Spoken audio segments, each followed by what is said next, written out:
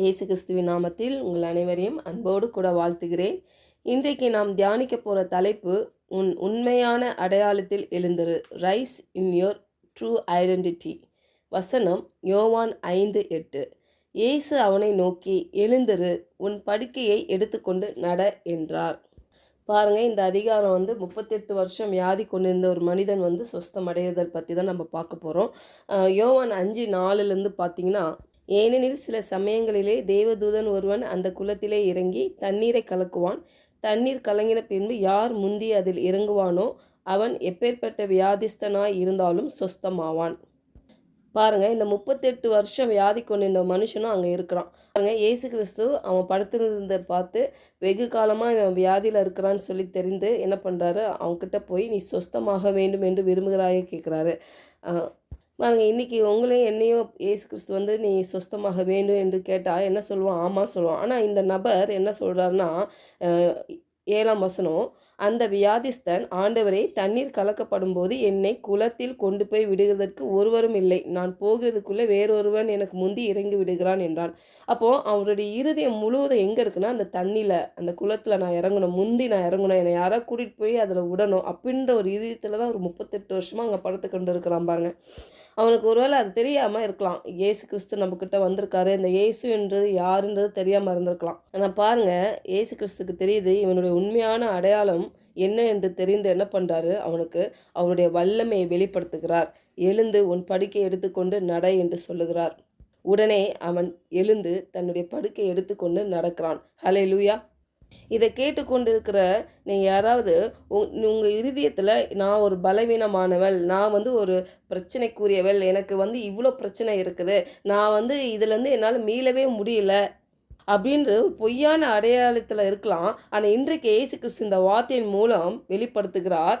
எழுந்து நட, உன்னுடைய பாவ பழக்கத்திலேருந்து எழுந்து நட, உன்னுடைய பலவீனத்திலேருந்து நீ விடுதலை பெற்று நீ சுகமாக இரு என்று சொல்லுகிறார். ஏன்னா நீ பலவீனமானவன் அல்ல, நீ கட்டப்பட்டவன் அல்ல, நீ ஏற்கனவே கிறிஸ்துவுக்குள் முழுமையானவன். பாருங்க, கொலோசியர் 2:10, மேலும் சகல துரைத்தனங்களுக்கும் அதிகாரத்துக்கும் தலைவராய் இருக்கிற அவருக்குள் நீங்கள் பரிபூர்ணமுள்ளவர்களாக இருக்கிறீர்கள். பாருங்க, இந்த வசனம் தான் என்னுடைய லைஃப்பில், என்னுடைய சரீரத்தில் அந்த பலவீனத்திலேருந்து எனக்கு ஒரு விடுதலை நான் பெற்றுக்கொண்டேன்.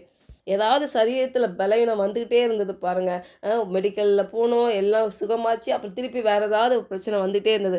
கடைசியாக பாருங்கள், இந்த டிப்ரெஷன், ஆன்சைட்டி டிஸார்டர்லேருந்து எனக்கு முற்றிலும் விடுதலை கொடுத்த ஒரு வசனம் என்னென்னா கொலோசியர் 2:10.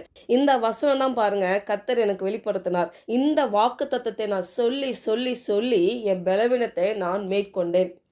அன்றைக்கு 38 ஆண்டுகளாக நடக்க முடியாத மனிதனிடம் போய் தேவன் கேட்குறாரு, நீ சுகமடைய வேண்டுமா என்று. இன்றைக்கு உங்களை என்னையை பார்த்து அவர் ஆயத்தமாக இருக்கிறாரு, நான் சுகத்தை கொடுக்க. அவர் தழும்புகளால் ஏற்கனவே சுகத்தை கொடுத்து விட்டார். அதை நம்ம ரிசீவ் பண்ணணும்னா முதலாவது அவரை நாம் கண்ணோக்கி பார்க்க வேண்டும், அவருடைய வார்த்தையை பார்க்க வேண்டும். அவர் எல்லா வல்லமைகளுக்கு மேலே இருக்கிறார் என்று இதில் பார்க்குறோம் இல்லையா? ஏன் ஒருவேளை பயம், பாவம், இருள், எதிர்மறையான சூழ்நிலை நீங்கள் இருக்கலாம். எதுவாக இருந்தாலும் அவருக்கு முன்பாக நீங்கள் பரிபூர்ணம் உள்ளவர்களாக இருக்கிறீர்கள். முதல்ல அதை விசுவாசிக்கணும். பாருங்கள், என்னுடைய வாலிப வயதிலே ஒரு பெரிய அலர்ஜிலேருந்து தேவன் எனக்கு கம்ப்ளீட்டாக டிவைன் ஹீலிங் கொடுத்தாரு. அதே மாதிரி நிறைய ஹீலிங் எனக்கு கொடுத்துருந்தாலும் பாருங்கள், எனக்கு சில பலவீனங்கள் வரும்பொழுது அந்த பயத்தினால, இல்லை கேள்வினால், என்ன பாவமோ, என்ன சாபமோ, என்ன குற்ற உணர்வோ, இப்படி தான் போயிட்டு இருந்ததுனால தான் எனக்கு முழுமையான விடுதலை பார்க்க முடியாமல் ஒன்றும் இல்லாமல் ஒன்று வந்துக்கிட்டே இருந்தது. ஆனால் இன்றைக்கு சத்தியம் எனக்கு அறியும் பொழுது இந்த சத்தியத்தை வைத்து நான் மேற்கொள்ள ஆரம்பித்தேன். கர்த்தர் அற்புதகரமாக என்னை நடத்தி கொண்டிருக்கிறார். பாருங்க, இயேசு கிறிஸ்து இந்த மனிதன்கிட்ட போய் கேட்குறாரு, நீ உனக்கு சுகம் வேணுமான்னு கேட்குறாரு. அவர் பாருங்க வேணும்னு சொல்லலை, என்னை கொண்டு அந்த குளத்தில் விடுறதுக்கு யாருமே இல்லைன்னு சொல்கிறாரு. பாருங்க, ஆனால் நம்ம சூழ்நிலையை, நம்ம ஒருவர் கர்த்தர் நம்மளுக்கு சுகத்தை கொடுக்கறதுக்கு ஆல்ரெடி ஏதாவது ஒரு பிளான் வச்சுருப்பாரு. நம்ம கண்களுக்கு அது புலப்பட்டாலும் பாருங்க சில டைமில் அது வெளிப்படாது பாருங்க நம்மளுக்கு. ஆனாலும் கர்த்தர் அப்படியே நம்மளை விட்டுற மாட்டார்.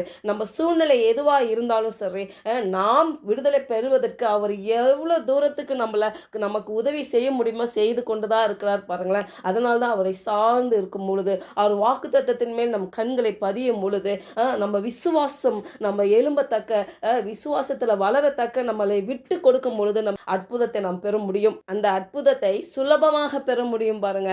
நம்ம நினைக்கிற மாதிரி அது ஒரு பெரிய மலை போல கிடையாது. விசுவாசம் தான் பேசிக். தேவனுடைய வார்த்தை தான் ரொம்ப முக்கியம் பாருங்க. அந்த வார்த்தையில தான் வல்லமை இருக்குது. நம்ம அநேகருக்கு நம்ம முழுமையான அடையாளம் என்னன்னு தெரியாதனால தான் பாருங்களேன், நிறைய பலவீனங்களையும் பிரச்சனைகளையும் போராட்டிலேருந்து நம்மளால் விடுதலை அடைய முடியல. காரணம் நம்ம ஐடென்டிட்டி, நம்ம யார், நம்ம கிறிஸ்துவுக்குள் நாம் யார், கிறிஸ்து நம்மை பார்க்குற மாதிரி நம்ம பார்க்குறப்போ பாருங்கள் அற்புதம் சுலபமாக பெற்றுக்கொள்ள முடியும். பாருங்க, அன்றைக்கே அந்த நோயுள்ள மனிதனிடம் பேசின அதே இயேசு கிறிஸ்து எழுந்திரு என்று கட்டளிட்ட அதே தேவன் இன்றைக்கு உங்களிடம் சொல்லுகிறார், உன்னுடைய அடிமைத்தனத்திலிருந்து எழுந்திரு, உன்னுடைய தீய பழக்கங்களிலிருந்து எழுந்திரு, உன் நோய்களிலிருந்து எழுந்திரு. இந்த இடத்திலிருந்து தான் பாருங்க நீங்க ஆசீர்வதிக்கப்பட்டவர்களாயும் தேவ கிருபை பெற்றவர்களாயும் செழிப்பானவர்களாயும் இருக்க முடியும். ஆமென். தேவன் நம்மோடு இருந்து நம்மளை வழி நடத்துவார். ஹல்லேலூயா. ஜெபிக்கலாம். பரலோக தகப்பனே, இந்த காலை வேளையில் எங்களோடு நீர் இடைப்பட்டதுக்காக உமக்கு நன்றி ராஜா.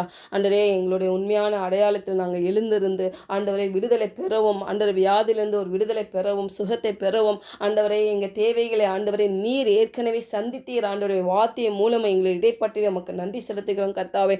ஆண்டவரை, நாங்கள் பலவீனமானவர்கள் அல்ல, நாங்கள் கட்டப்பட்டவர்கள் அல்ல, நாங்கள் ஏற்கனவே கிறிஸ்துவுக்குள் முழுமையானவர்கள் என்ற இயேசுவின் நாமத்தில் பிரகடனம் பண்ணி ஜெபிக்கிறோம் நல்ல பிதாவே. ஆமென்.